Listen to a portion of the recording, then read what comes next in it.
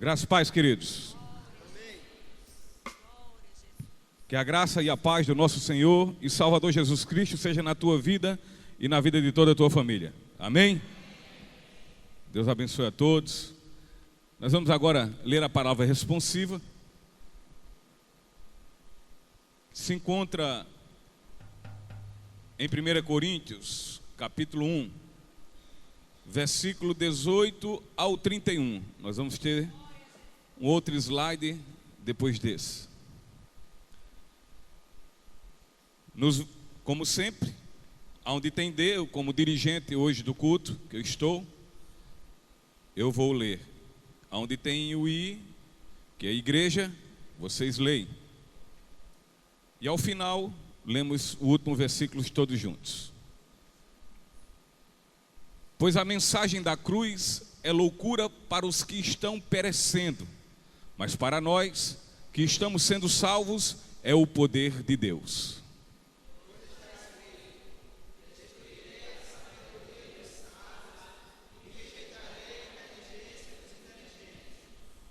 Onde está o sábio? Onde está o erudito? Onde está o questionador desta era? Acaso não tomou Deus louca a sabedoria deste mundo?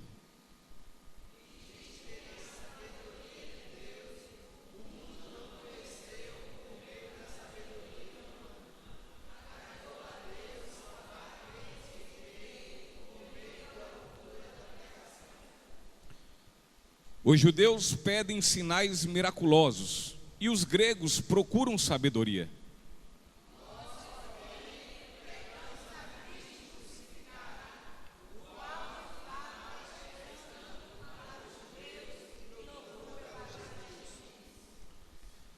Mas, para os que foram chamados, tanto judeus como gregos, Cristo é o poder de Deus e a sabedoria de Deus.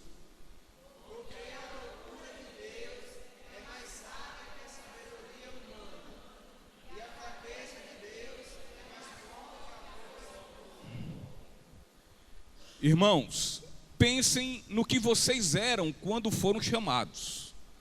Poucos eram sábios segundo os padrões humanos, poucos eram poderosos, poucos eram de nobre nascimento.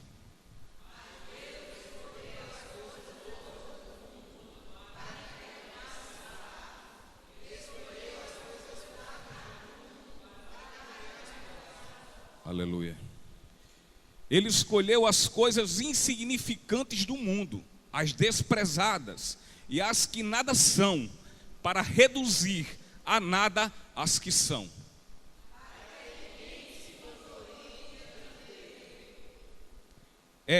Porém, por iniciativa dele que vocês estão em Cristo Jesus, o qual se tornou sabedoria de Deus para nós, isto é, justiça, santidade e redenção, todos, para que, como está escrito, quem se gloriar, glorie-se no Senhor. Volta no 21, por favor. E eu quero ler, aliás, no 23, e eu quero ler com todos vocês esse versículo. No 3, certo? 1, 2, 3. Nós, porém, pregamos a Cristo crucificado, o qual de fato é escândalo para os judeus e loucura para os gentios. Louvado seja o nome do Senhor Jesus. Podem sentar um minutinho. Acredito que os irmãos os que nos visitam pela primeira vez não, mas os que já de costume estão aqui conosco, já viram que nossa igreja está um pouco diferente, né? Graças a Deus estamos com um teto acústico, para não incomodar nossos vizinhos, ao tempo que também deu outra vista aos nossos olhos. O templo está mais bonito, né? E louvado seja o nome do Senhor, glorificado seja o nome de Deus por isso. Mas é isso que eu quero falar neste momento, até porque isto é aumento que nós pudermos fazer para Deus, que nós façamos, no que nós possamos nos esmerar, fazer com capricho, fazer com qualidade, com responsabilidade, que então façamos. Mas na verdade, isso aqui não vai para o céu. Essas paredes não vão para o céu. Esse teto não vai para o céu. Esse som não vai para o céu. O que vão para o céu são vidas que se rendem ao Senhor Jesus. E é justamente isso que eu queria falar com os irmãos, e tem a ver com a nossa palavra responsiva. E durante essa semana Deus tem falado comigo mais do que nunca sobre isso. E eu queria partilhar com os irmãos justamente o que Deus falou comigo, inclusive de ontem, muito fortemente de ontem para cá. Ontem fui dormir, acho que umas 3:30 da manhã, meditando, estudando a palavra, ouvindo e lendo alguns livros, alguns artigos, e cada vez mais Deus me incomoda, porque muitas vezes nós estamos preocupados com todas essas coisas. É evidente, é claro, que tem o seu valor. Só o valor aqui de não incomodarmos os nossos vizinhos já é o bastante, já é um valor bastante para que nós possamos ter investido o que foi investido no teto da nossa igreja. Melhorou o som dentro da igreja, melhorou a acústica, mas volto a dizer, isso não é o de maior valor. O templo, ele não irá para o céu. O que irá para o céu não é esta igreja física, material, de tijolo, mas o que irá para o céu é a igreja espiritual que somos nós. E o que eu quero, a minha preocupação, é porque justamente dia após dia as igrejas de Cristo estão muito mais preocupadas com todas essas coisas. E a igreja tem esquecido do mais importante, que é pregar o evangelho de Cristo. Tem deixado ao lado, como se não houvesse importância alguma. E esta passagem que lemos, ela retrata a igreja de Corinto. A igreja de Corinto, queridos, que deveria ser um instrumento poderoso de Deus na sua cidade. Contudo, a igreja ela não conseguia. E não conseguia, sabe por quê? Pois a igreja ela não conseguia mais ser a diferença. Ela não conseguia ser diferente entre todo o sistema mundano. Sabe por quê? Porque aquela igreja de Corinto estava contaminada. A igreja de Corinto, queridos, por não ter conseguido influenciar, sabe o que aconteceu com ela? Ela foi influenciada. O seu papel era cativar aos que viviam presos, aqueles que estavam escravizados ao sistema deste mundo. No entanto, queridos, quem foi cativada e influenciada foi a igreja de Corinto. O pecado adentrava em suas vidas e não era corrigido.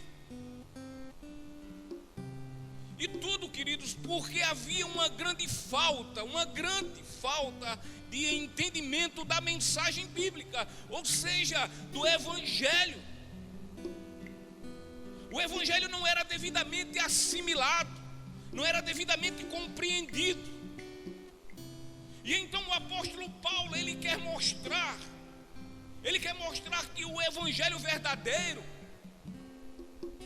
é aquele que prega Jesus Cristo crucificado para a salvação de todo aquele que nele crê.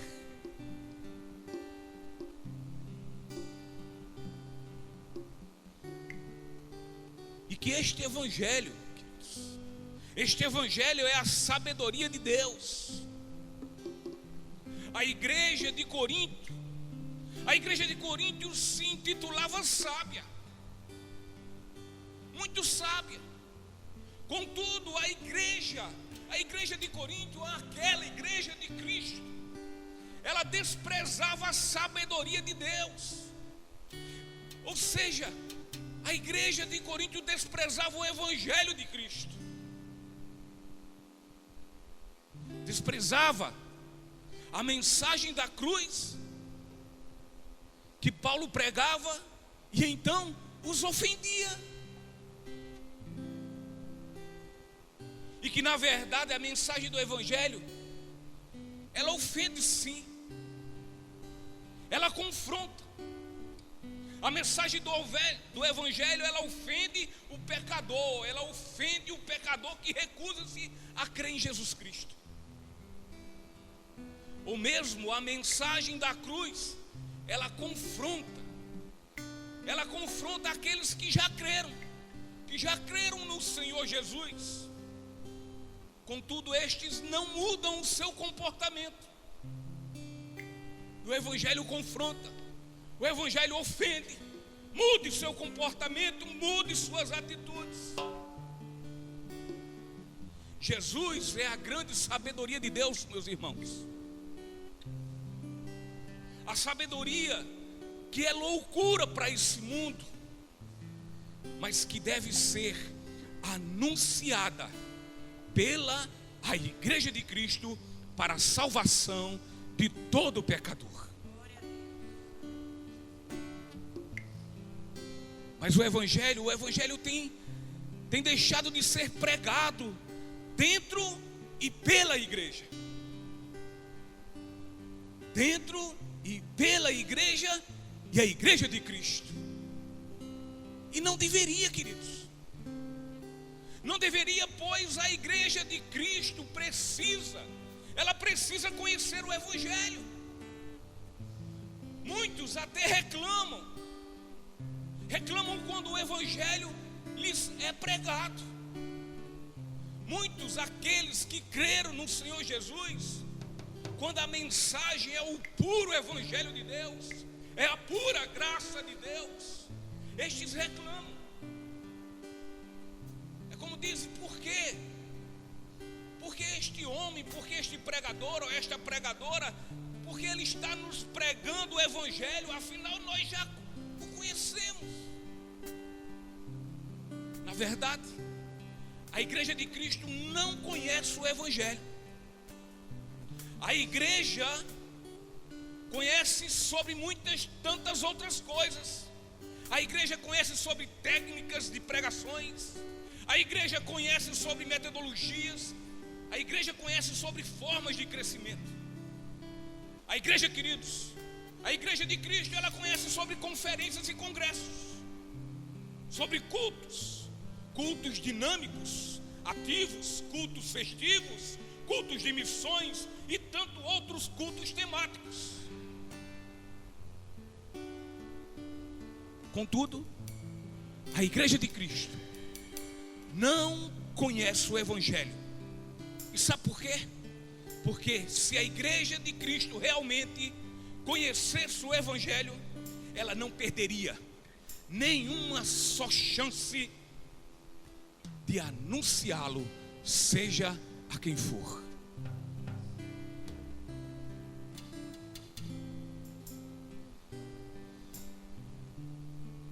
Às vezes ficamos pensando, mas é uma tremenda besteira quando imaginamos o fato de uma pessoa ser questionada se é pecadora, e que afirmando ser, pergunta-se a ela se quer ser salva,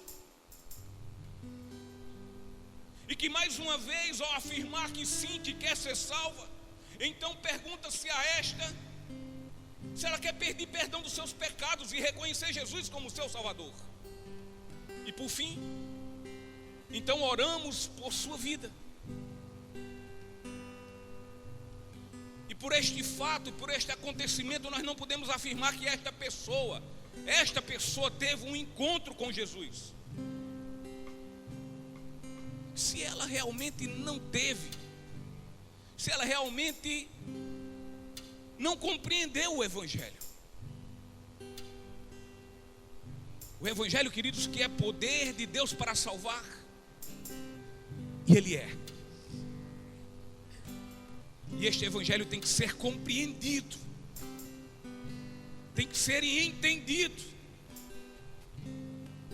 com toda convicção. De outra forma, achar que conhecer o evangelho resume-se somente a levantar a mão no gesto de reconhecimento que é pecador e que Jesus é o seu Salvador.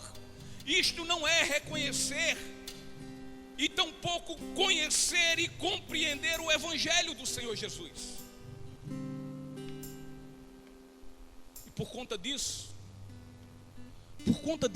muitos que fizeram suas decisões neste tipo de evangelismo ou noutros semelhantes a eles,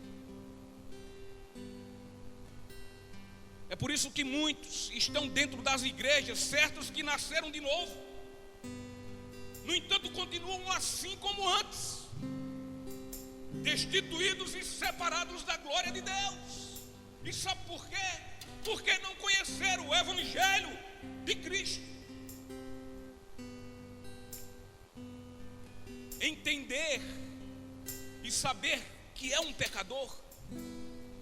Olha, até o diabo entende que é e sabe muito bem disso, e disso se vangloria. Eu sou um grande pecador.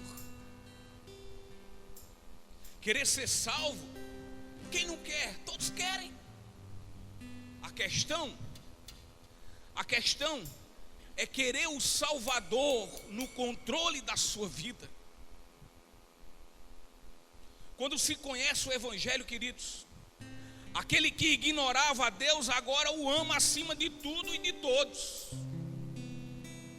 Quando se conhece o evangelho, aquele que amava o pecado agora o odeia. E o odeia com a mesma intensidade que Deus também odeia, porque Deus odeia e odeia o pecado.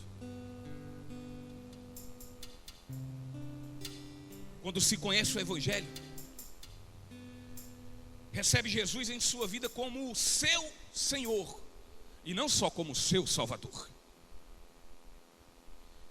E isso só pode ocorrer por meio do arrependimento e por meio da fé. Jesus já disse no Evangelho de Marcos, no capítulo 1, versículo 15, o seguinte: o tempo está cumprido e o reino de Deus está próximo. Arrependei-vos e crede.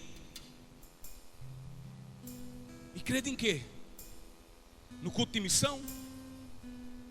No cultos festivos?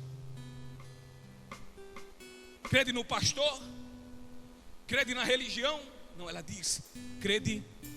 O Senhor Jesus diz, crede no evangelho. Arrependei-vos e crede no evangelho.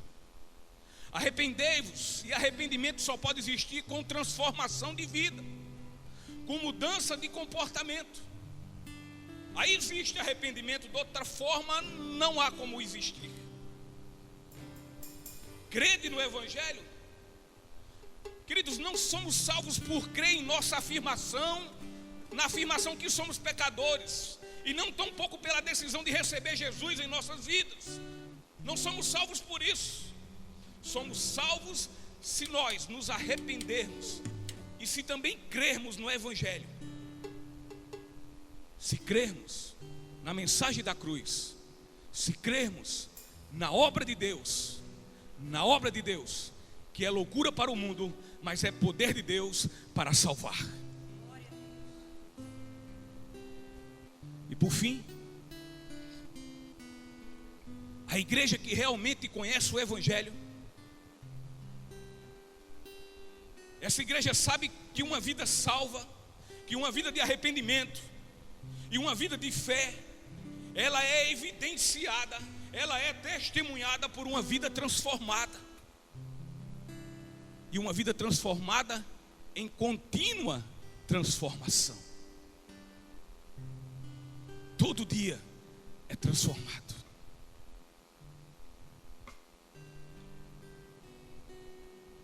Isto quer dizer Se você uma vez se arrependeu, então você continua se arrependendo todos os dias. Se você uma vez creu em Cristo Jesus como seu Salvador, isto quer dizer que você então continua crendo da mesma forma. E se você um dia teve um verdadeiro encontro com Jesus, isto quer dizer que daí para frente você encontra-se com Cristo todos os dias da sua vida. E nestes encontros e arrependimentos, você e eu, nós vamos nos santificando cada vez mais. Queridos, a igreja de Cristo, ela tem se tornado totalmente incoerente. A igreja é de Cristo, é salva por Cristo. Contudo, esta igreja não conhece o seu evangelho. Esta igreja não conhece a sabedoria de Deus. E portanto, embora salva por meio de Jesus, esta igreja não conhece o seu Salvador. Embora a igreja de Cristo é salva por Cristo, mas a igreja de Cristo não conhece o seu Salvador.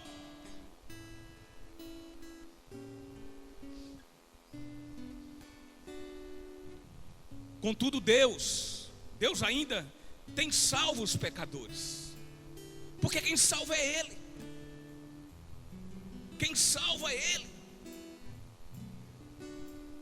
E Deus tem salvo os pecadores. Salvo, sabe por quê?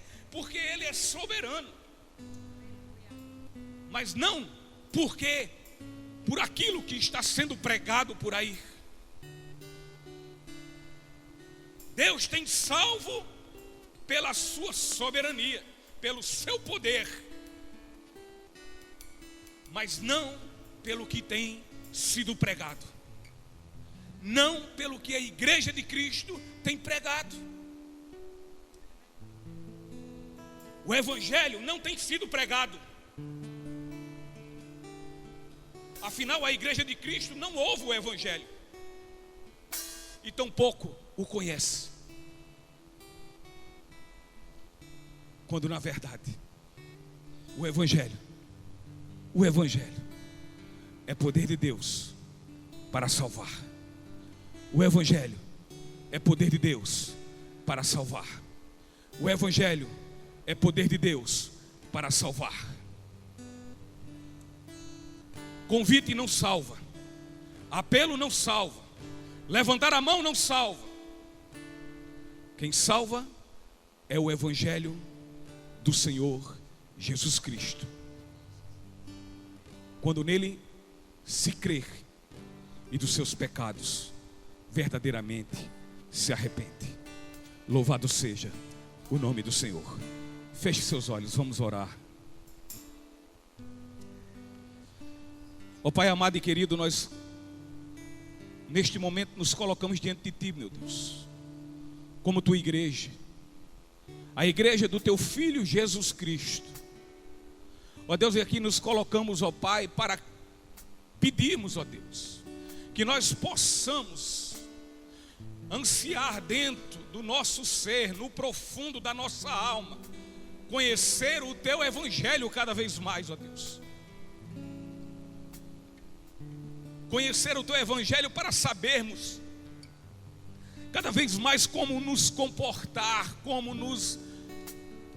atingir a santidade que Tu queres para com nossas vidas, para que nós sejamos uma igreja diferente, uma igreja que influencia, não uma igreja que se contamina, para que nós possamos ser diante da nossa família uma verdadeira igreja, Senhor, uma igreja que resplandece a luz do Teu Filho Jesus, e não para que nós sejamos dentro da nossa casa, da nossa família, uma igreja em trevas. Que nós possamos, ó Deus, conhecer o Teu Evangelho. E conhecendo o Teu Evangelho, podermos anunciá-lo a todas as pessoas. Que nós possamos ser o que Tu queres que nós sejamos. Proclamadores, anunciadores do Evangelho da salvação. O Evangelho, Senhor, que é a revelação do Teu Filho, o nosso Senhor e Salvador Jesus Cristo. Que esta igreja, Senhor Deus, esteja com os olhos, com a visão totalmente focada no apregoar do Teu Evangelho. Porque só o Teu Evangelho é poderoso para salvar.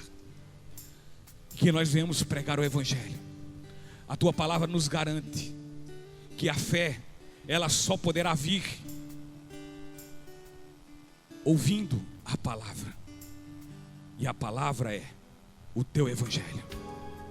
Senhor, nos incomoda, enche nossos corações, nos encoraja, nos tira o medo, a timidez, todas estas coisas que não vêm de Ti, Senhor, e nos dá coragem e intrepidez para anunciar o Teu Evangelho, Senhor, fora dessas paredes, ó Deus. Que nós venhamos, ó Deus, em busca dos pecadores que estão aí sendo, Pai amado, tragados pelo diabo e destinados e fadados ao inferno, meu Pai.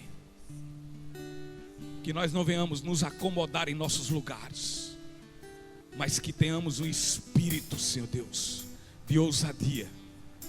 Um espírito, Senhor Deus, disposto, Pai amado.